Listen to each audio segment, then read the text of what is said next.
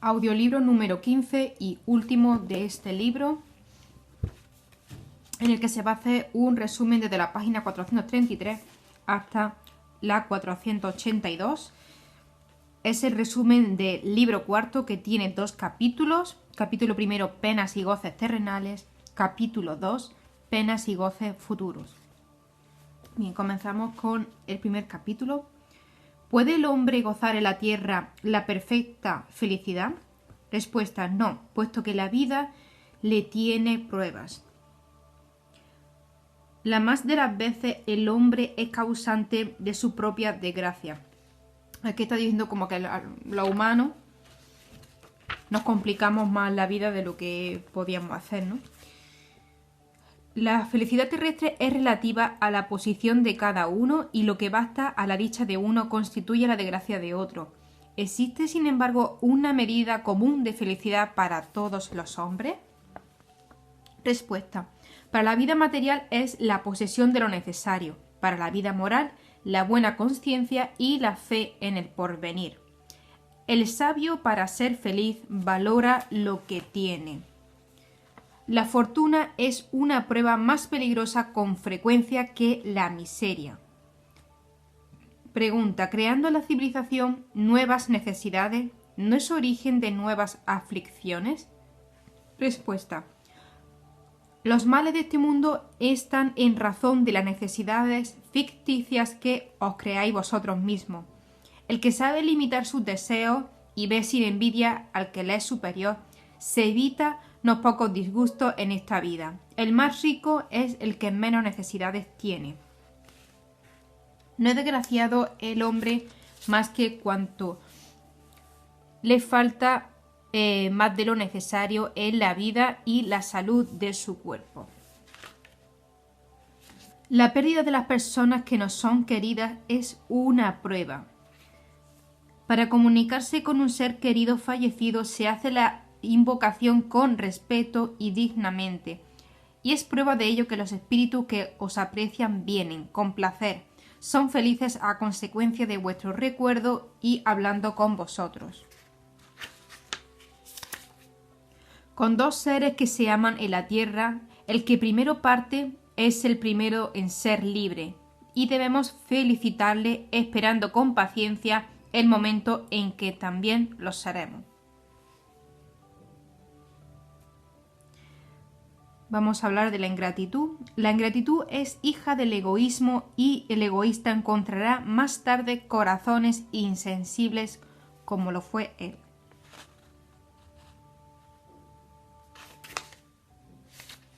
Los amigos ingratos que le abandonan no son dignos de su amistad, y que se ha equivocado en la elección, por lo tanto no debes echarlo de menos. Más tarde encontrarás otros que sabrán comprenderte mejor. Compadeced a los que tienen para con vosotros el mal comportamiento que no os merecéis. No que no os afecte, este es el medio de haceros superiores a ellos. Hay 2 clases de afectos, el del cuerpo y el del alma, y a menudo se toma el uno por el otro. Cuando el afecto del alma es puro y simpático, es duradero. El del cuerpo es perecedero, es temporal. Miedo a la muerte. El miedo a la muerte es para muchas personas causa de perplejidad. ¿De dónde procede este miedo, puesto que ante sí tienen el porvenir? Respuesta: sin razón tienen ese miedo, pero se procura persuadirle durante la juventud de que hay un infierno y un paraíso, pero que es más seguro que vayan al infierno, porque se le dice que aquello es natural, es un pecado mortal para el alma. Cuando son adultos, si tienen algún raciocinio, no pueden admitir eso, y se hacen ateos o materialistas. Y así es como se le induce a creer que fuera de la vida presente nada existe. Cuanto a los que han persistido en sus creencias de la infancia, teme a ese fuego eterno que les va a quemar, pero sin llegar a destruirlo. Entonces aquí está diciendo: ¿pero qué quieres? Es que Desde chiquititos ya les estoy hablando del infierno y del paraíso, y cuando ya son más adultos se vuelven ateos, en general. El hombre carnal, más apegado a la vida corporal que la espiritual, tiene en la tierra penas y goces materiales. Su dicha consiste en la satisfacción fugaz de todos sus deseos. El hombre moral, no carnal, que se ha sobrepuesto a las necesidades ficticias creadas por las pasiones, la moderación de sus sentidos da a su espíritu calma y serenidad. Vamos a pasar a hablar al suicidio. No es siempre voluntario el suicidio. El loco que se mata no sabe lo que hace. Esa sería la excepción. ¿Qué debe pensarse del suicidio que tiene por objeto librarse de la miseria y desengaño de este mundo? Respuesta: pobres espíritus que no tienen valor para soportar las pruebas de la existencia. ¿El suicidio que tiene por objeto evitar la vergüenza de una mala acción? El suicidio no borra la culpa.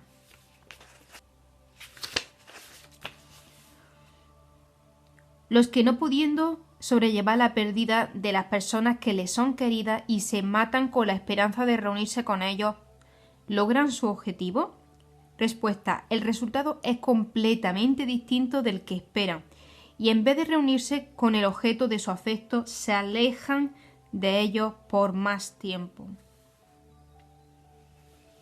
Es decir, si alguien se suicida para tratar de reunirse con su familiar o su persona querida, muchos de ellos no lo consiguen.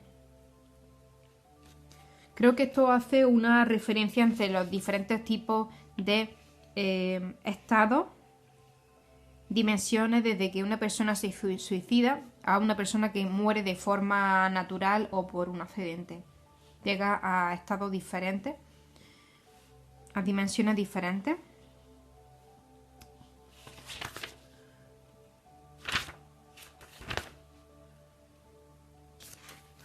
En ningún caso se ve el suicida libre de las consecuencias de su falta de valor, y tarde o temprano expía su culpa de uno u otro modo. Así que los ciertos espíritus que habían sido muy desgraciados en la tierra han dicho que se habían suicidado en la existencia anterior y que voluntariamente se habían sometido a nuevas pruebas para intentar soportarlas con más resignación.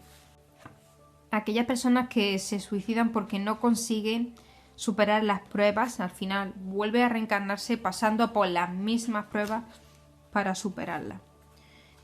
Bien, vamos a pasar al segundo capítulo, penas y goces futuras. La consecuencia de la vida futura es la responsabilidad de vuestros actos. ¿Las penas y goces del alma después de la muerte tienen algo de material? Respuesta: no pueden ser materiales, puesto que el alma no es materia. El sentido común lo dice. Esas penas y goces nada tienen de carnal, y sin embargo son 1000 veces más intensas que las que experimentáis en la tierra, porque el espíritu, una vez desprendido, es más impresionable. La materia no embota ya sus sensaciones. Aquellas personas que han experimentado viajes astrales realmente se dan cuenta de esa intensidad de cualquier emoción, lo sienten como el doble o el triple. Entonces, ¿es verdad esto que está diciendo? ¿En qué consiste la felicidad de los espíritus buenos? Respuesta: en conocer todas las cosas, en no tener odio, ni celos, envidia, ni ambición, ni ninguna de las pasiones que hacen desgraciados a los hombres. El amor que los une es para ellos un origen de suprema felicidad. No experimentan ni las necesidades, ni los sufrimientos, ni la angustia de la vida material. Son felices por el bien que hacen. Por lo demás, la felicidad de los espíritus es siempre proporcional a su elevación. Solo espíritus puros gozan de la felicidad suprema. Es cierto, pero para todos los otros no son desgraciados.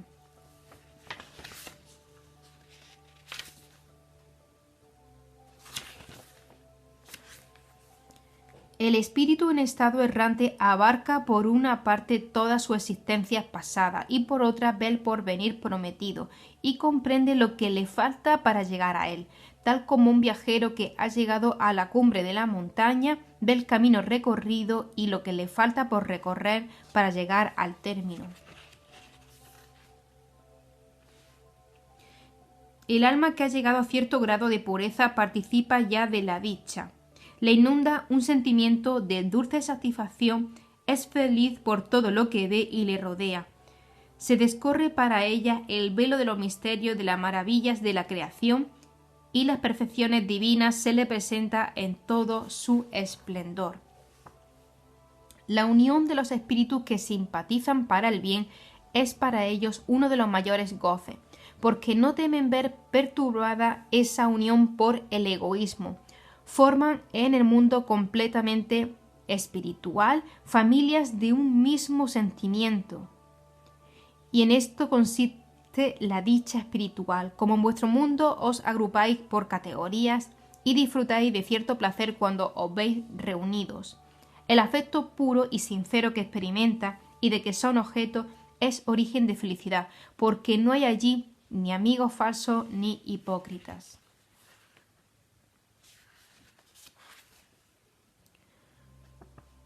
La reencarnación del alma en un mundo menos grosero es una recompensa. Respuesta. Es consecuencia de su purificación, porque a medida que los espíritus se depuran y encarnan en mundos cada vez más perfectos, hasta que se hayan desprendido de toda clase de materia y lavado todas sus manchas para gozar eternamente de la felicidad de los espíritus puros. Arrepentimiento. ¿Qué consecuencia produce el arrepentimiento en el estado espiritual? Respuesta. El deseo de una nueva encarnación para purificarse. El espíritu comprende las imperfecciones que le privan de ser feliz y por esto aspira a la nueva existencia en que podrá expiar sus faltas. El hombre perverso que no ha reconocido sus faltas durante la vida, ¿las reconoce siempre después de la muerte? Respuesta. Sí, las reconoce siempre y entonces sufre más, pues siente todo el mal que ha hecho y del que ha sido causa voluntaria. ¿Qué debe hacer el que en el momento de la muerte reconoce sus faltas y no tiene tiempo de repararlas? ¿Basta el arrepentimiento en este caso? Respuesta. El arrepentimiento apresura su rehabilitación, pero no le absuelve.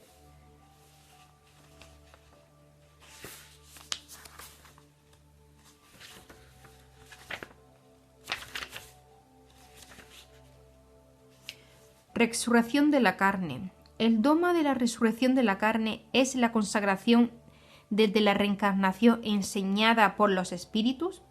Respuesta. ¿Cómo queréis que no sea así?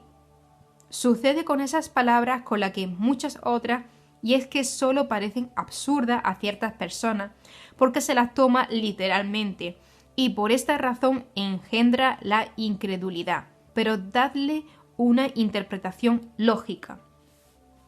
Así pues, la misma Iglesia con el dogma de la resurrección de la carne enseña la doctrina de la reencarnación, evidentemente. Ahora pasamos a paraíso, infierno y purgatorio. ¿Qué debe entenderse por purgatorio? Respuesta: dolores físicos y morales. Casi siempre pasáis en la tierra vuestro purgatorio. Lo que el hombre... Siempre que escuchéis la palabra hombre se refiere al ser humano. Lo que el hombre llama el purgatorio es también una figura por la que debe entenderse. No es un lugar cualquiera determinado, sino el estado de los espíritus imperfectos que están expiando hasta la purificación completa que ha de elevarlos a la categoría de espíritus bienaventurados. Se opera esta purificación en las diversas encarnaciones. El purgatorio consiste en las pruebas de la vida corporal. ¿A qué se debe que espíritus que por su lenguaje revelan su superioridad hayan respondido a personas muy serias respecto del infierno y del purgatorio, conformándose a las ideas vulgarmente aceptadas? Respuesta. Hablan un lenguaje que comprende las personas que los interrogan. Cuando esas personas están muy aferradas a ciertas ideas, no quiere combatirlas bruscamente para no ofender sus convicciones. ¿Qué es lo que está diciendo aquí? Si realmente no existe ni el paraíso, ni el infierno, ni el purgatorio, aquellas personas que son canalizadoras, que son medium, y solamente entienden esos términos, pues así le hablan esos espíritus guías siguiendo los mismos términos para no confundirlas o para que no haya un conflicto, porque si no, rechazará a esos espíritus buenos que intenta guiarlos. Entonces como que se adapta de alguna forma a los medios para darle esos mensajes. ¿Qué debe entenderse por un alma en pena? Respuesta. Un alma errante que sufre, incierta de su porvenir y a la cual puede procurar algún alivio, que con frecuencia solicita cuando con vosotros se comunica. ¿En qué sentido debe entenderse la palabra cielo? Respuesta. ¿Crees tú que es un lugar como los campos elíseos de los antiguos, en que están hacinados en confusión los espíritus buenos sin más cuidado que el de saborear eternamente la felicidad pasiva? Pues no. Es el espacio universal, los planetas, las estrellas y todos los mundos superiores, recalco, superiores, donde disfrutan los espíritus de todas sus facultades sin sentir las tribulaciones de la vida material ni las angustias inherentes a la inferioridad. Ciertos espíritus han dicho que habitaban en la cuarta, en el quinto cielo, etc. ¿Qué entendía por eso? Respuesta. Pero para ellos esas palabras de cuarto y quinto cielo expresan diferentes grados de purificación. Por consiguiente, sucede lo mismo que cuando se pregunta a un espíritu si está en el infierno. Si es desgraciado, contestará afirmativamente porque para él infierno es sinónimo de sufrimiento, pero sabe perfectamente que no es un horno. ¿Podrá establecerse algún día en la tierra el reino del bien? Respuesta. El bien reinará en la tierra, cuando entre los espíritus que vengan a habitarla se sobrepongan los buenos a los malos, y entonces habrá reinar en ella el amor y la justicia, que son el origen del bien y la felicidad. Entonces ahí está hablando, en el momento que haya más espíritus buenos reencarnados, más buenos que malos, habrá una gran evolución. Dice, la transformación de la humanidad ha sido predicha.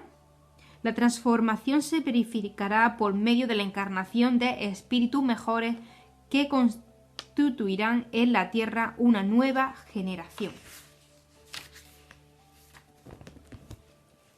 Y aquí se da por finalizada el resumen de este libro, el libro del espíritu de Allan Kardec.